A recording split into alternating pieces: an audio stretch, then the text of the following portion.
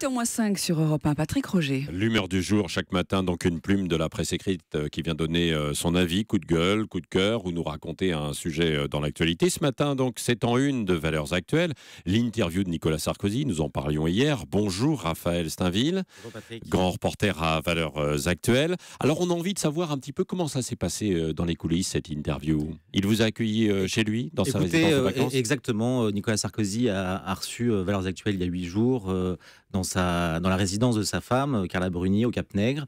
Donc dans une ambiance assez détendue, à la fois très au fait de tout ce qui se fait encore, et en même temps déjà un peu l'esprit en vacances. Il partait le lendemain pour la Corse et le domaine de Murtoli. Oui, mais il avait envie de parler. C'est lui qui vous a appelé? Non, c'est l'inverse. On l'avait sollicité. Il se trouve qu'il y a un an, on avait réalisé un premier entretien d'été.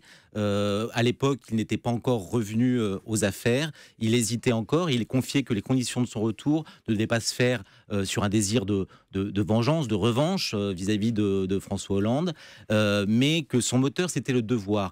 L'idée pour nous était de tirer une sorte de premier bilan de cette année de retour, et puis également d'essayer d'arracher des confidences et peut-être même des mea culpa sur ce qui n'a pas été pendant son quinquennat précédent. Oui, ça c'était sa volonté qui transparaît dans votre interview, hein, sa volonté de faire son mea culpa, de revenir un petit peu sur son bilan quand même, avant de passer à la suite. Hein. Nicolas Sarkozy n'aime pas parler de son bilan, il préfère retenir tout ce qui a toujours été. On se souvient que pendant la campagne de présidentielle de 2012, il avait à un moment songé écrire un livre, il a même été écrit, mais il ne l'a pas publié et adressé aux Français avec l'aide d'Emmanuel Mignon, où justement il revenait sur un certain nombre de choses. On sent dans votre interview qu'il hésite. Il hésite, c'est-à-dire qu'à la fois, et puis... il reconnaît que tout n'a pas été réussi dans son quinquennat, et en même temps, il préfère faire l'article lui-même de ce qui a marché, et surtout taper sur François Hollande et le bilan, les 3 premières années calamiteuses qu'il décrit du quinquennat de François Hollande. Et Raphaël Steinville, il y a quelque chose aussi de très clair, c'est son appel du pied quand même aux électeurs du Front National. Hein. Alors, c'est pas tout à fait comme ça. C'est-à-dire qu'il a conscience qu'il faut parler à tous les Français. Je crois qu'il était très frappé ces derniers temps, et notamment sur une radio concurrente, par une Madeleine qui l'a interpellé, qui lui a confessé qu'elle avait été une sarkozyste farouche avant d'être profondément déçue. Et il l'a rencontrée après coup. Elle est venue, c'est une Marseillaise, elle est venue à Paris.